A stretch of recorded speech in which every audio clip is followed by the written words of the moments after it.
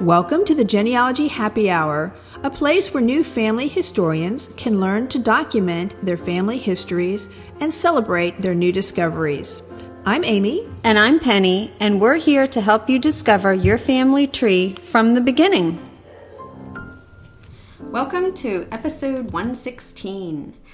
This episode is about finding living relatives as a research tool. Yes, not just stalking your relatives. Right.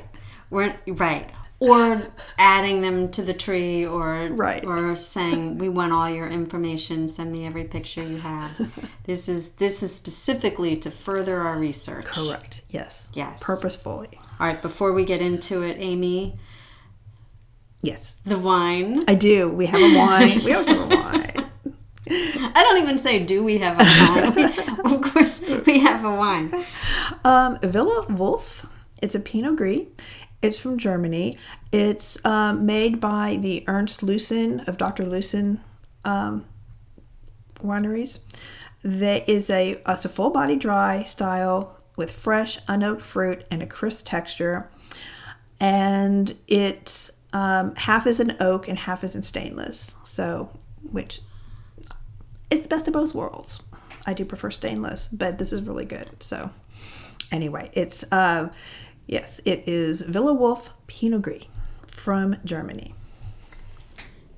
All right, but first, a word from our sponsor. The air is getting crisp, and for many of us that means a little extra time to dive into our family history. As genealogists, we spend years building our family trees. But what if you could do more than just connect the dots? What if you could bring those names on your tree to life? This is where newspapers.com comes in. Imagine reading your great-grandparents' wedding announcement, finding an article about your ancestors' business, or even seeing a photo of the house where your grandma grew up. Newspapers.com is an incredible resource for anyone passionate about genealogy, with more than 29,000 historical newspapers. You can search for your family's names, their hometowns, or important dates, and discover the small personal details that transform a name on a page into a real person with a real story. And with the holidays approaching, a newspaper.com gift subscription is the perfect present for the family historian in your life. It's a gift of discovery, of connection, and countless untold stories waiting to be found. Just head over to newspapers.com/gift and use the promo code Happy Hour to purchase a subscription for someone special. That's newspapers.com/gift. Your favorite genealogist will thank you. All right, so the holidays are fast approaching, and this is often a time of year when we might have contact with distant relatives, the Christmas card once a year type thing, where, people who we don't often interact with. And this might be a good segue for you to contact a relative whom you have identified as possibly being able to help you in your research. Now, of course, you can do this any time of the year, but we're talking about purposefully contacting someone because you feel like they could help you in your research. You've tracked down, you think maybe they have the family Bible. There's been some times where I've seen citations in other people's research online trees that say, as of 1980 something, so-and-so had these letters. Well, maybe I need to track down so-and-so's family to find out if I can get copies of those letters because they're held privately. And that's what we're talking about today. Not just cornering somebody under the Christmas tree with your laptop and demanding that they give you the birth dates and places of their entire family. Because, those family members who, well, never mind. Yeah. Not every family member appreciates genealogy. Correct. But this is a way to help maybe possibly break down brick walls, possibly find the owners of those records, and get shared photos, or you want to share photos with someone because you might have photos of their family, and it could not even be a relative. I've had someone reach out to me because their grandfather and my great-grandfather went duck hunting every year, and they have photos of those trips, and they wanted to share those photos with me, and I thought that was really cool. Yeah. And this is where our discussion last month about the collateral research really comes in handy. If you've done your research, you've got a lot of new lines down, a lot of fingers out in different directions, and these are the people that you want to find and contact. Right. That might have something that you can use. So how are we going to track these people down, and how do we know the right people to contact? Well, yeah, the first obvious answer is those people who already have family, people who maybe connect to you through DNA on Ancestry, who might have a tree, public or private. Those people are already interested. You already have them interested in wanting probably to share information. I know that some people do put their DNA on there and they don't want to share information. They're doing it for different purposes. But if they've got a tree built, then they're interested. Yeah, so those are your first go-tos. Correct. As in reaching out to these people. Correct. And you've got easy access. You can message them through the Ancestry or the family tree site or what family. Do be patient, because... and I'm really guilty of this, but I don't look at those messages all the time. No, so it might take a while. It's true, because yes, you'll put things out and it might be months later, and somebody will come up and be like, "Oh, I just saw this." Right, or they're like, "Oh, I saw, but I don't have time." They want to spend the time to give you a thoughtful answer, and so everybody's busy. So yeah, be patient with those requests, especially this time of year. But it's nice to get it in, and and if they have a private tree, maybe that's they want to stay private. So we also have to be, when we're reaching out, be patient and be respectful of people who don't want to share or have a larger family group in their business. Let's just say. Yes, and if you're looking for someone who is not participating in any of the genealogical sites, DNA and whatnot, but you've got, a third cousin over here that might have something, but you don't know how to find them, there's some really great online resources to try to track people down, such as Best People Search and True People Search and White Pages. Instant Checkmate is really, really good. It's a subscription based, and it's not cheap, but it's pretty good. Instant Checkmate. Instant Checkmate. Okay, I haven't tried that. I usually use Fast People Search. That's pretty effective for me, which is free. Facebook, Instagram, LinkedIn, all of those are really good resources to find people because you can message them through those social media sites. And the other thing is, if you particularly if you have gotten, let's say, the probate of your great-great-grandfather or your great-grandfather, who was the executor? That line of the family probably has the records because they were made, that child was made the executor of the estate. So they were probably given a lot of the family documents, and maybe they've passed them down from generation to generation. So that's a good place to start too. I think it's interesting when you're on Ancestry and you see somebody has posted a document that they had from somewhere else, so clearly a letter, a family letter. Right. That is a person that you would probably want to contact and be like, what else do you have? And this letter is pertinent to my research. And it's interesting because I know there's some letters, I even hate to say the Burke name again, but there's some letters from that Hill and Hellier family on there. And I had received those letters, or a copy of them, not the actual letter, a copy of them from a far distant cousin years ago. So I guess she had, or somebody in her family has uploaded them onto their to share for everybody, which is nice. That's nice. I know sometimes we get into this. I'm not going to put, people are stealing my photos on there, and you can certainly put the little watermark on there that says, because I want to know, if I'm looking at the photos, I do want to know who actually owns that photo, right? Because somebody asked me, I had the wrong photo up on somebody, like, oh, can we have a photo of that? And I was like, oh, I don't think that's the right person.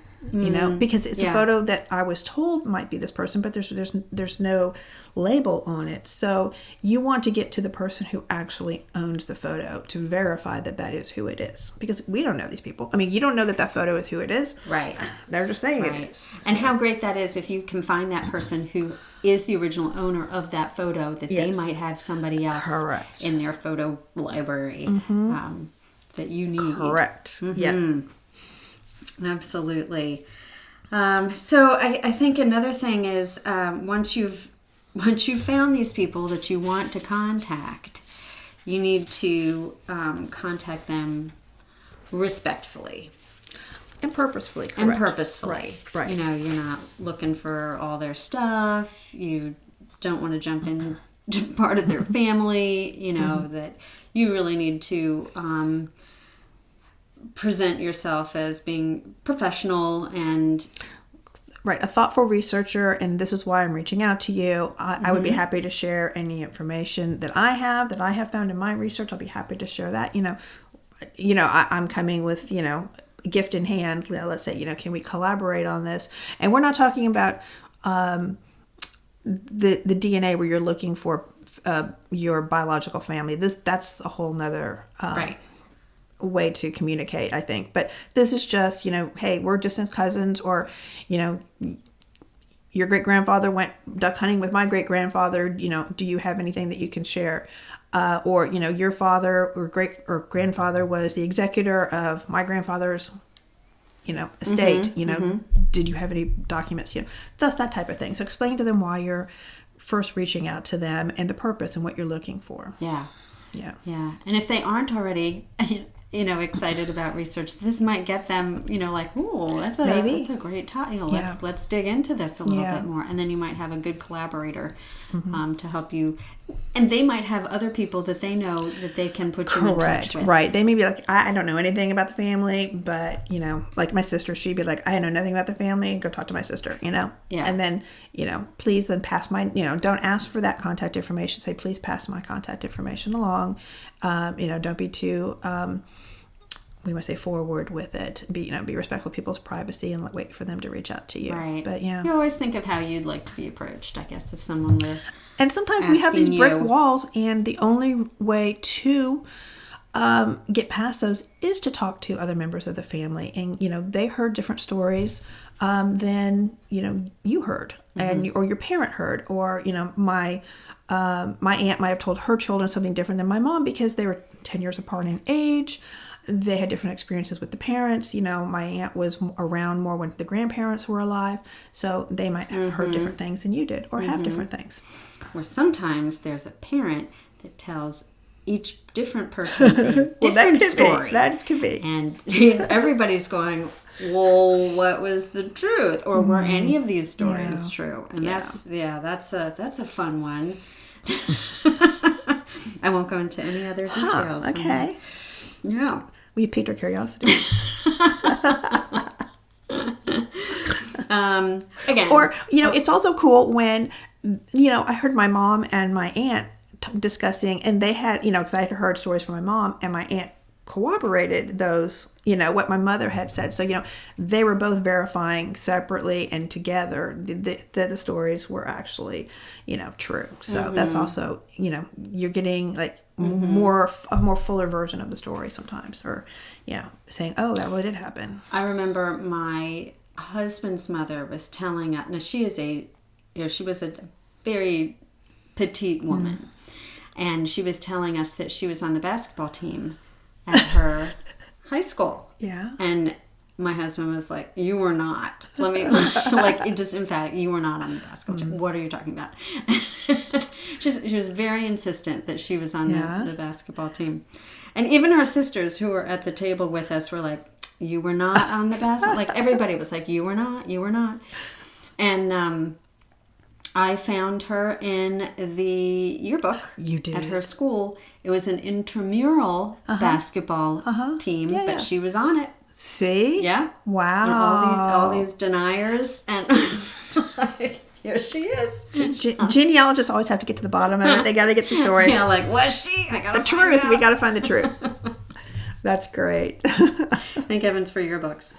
And I think you need a research log for this, and a whole different one of who you contacted, when you contacted them, what did you ask them, what specific things were you asking, what is the ancestor that you're researching connected to that person, or did you bombard them with a whole line of I need to know everything you know about this entire line. Yeah. Have your questions written. Have your questions written down. Have the goal for what information you want to try and get from them. But then also be a really good listener and be responsive to what they tell you, because they start going off on something that they might have more information than you even thought that they did. So that would be interesting too. I think that is such a key point, to be a good listener and don't be a sharer. Yeah. They didn't call you for your stories. Yes. Do not share. Yeah. Unless they ask and say, well, how are you, then yes, you are now open to share. But if you're going to always insert yourself into their story, they're probably not going to appreciate that. Right. Everybody wants to tell their stories, and your purpose was to call them and ask them what they know. And they've been gracious enough to return your call to help you out. So, get to the point first, and then, if they want to elaborate or you want to continue to communicate, maybe, exchange emails and go from there. Yeah. So, Absolutely. But don't corner people under the Christmas tree or at the dining room table. Has that happened to you? I feel like this has happened to you. I can see a member of my family doing it, walking around the house with the laptop in hand at a family event. No. Oh my goodness. Yeah. Well, any final thoughts on this one? No, just social media, Googling people too. Just Googling people. And even when you use these databases, sometimes it's not the most current information. So use multiple ways to communicate with them. And even on Messenger, if you're doing, you found them on Facebook and you've messaged them, sometimes people don't have the Messenger. They don't use the Messenger, or they may not check it very often. So again, you've got to be patient and wait for them to get to you. So you've mentioned Christmas time, and it's coming up super fast, and it's probably even a little too late for suggestions of Christmas gifts, but we want to throw out a couple ideas in this time of giving and sharing and whatnot. Right. Both for the genealogists in your family, if you've got more than one, but usually you're it, but what you can give that might be interesting too, the rest of the family. Yeah, so on that line of what you can give, I would say, if you think you might have somebody in your family who might be interested in doing some genealogy, but they don't know it yet, I would maybe start with one of the genealogical mysteries, or fiction books, or one of the thrillers or something. It'll kind of pull them into the world of genealogy. A family tree. This doesn't have to be something that you have to go get printed, and make it yourself. Something you could do on your computer and print out, or just as a little, here's a teaser. Here's part of our family. What do you think? Have any questions? If you have young children,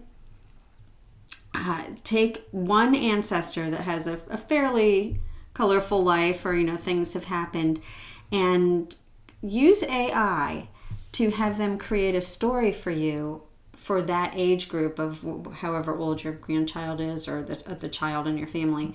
On that, fill all the facts that you possibly can. You can link things, copy and paste, and then let it create a story geared for that child. That might really spark some interest in that child to want to know more about some other ancestors. Right. Where they came from. Yeah.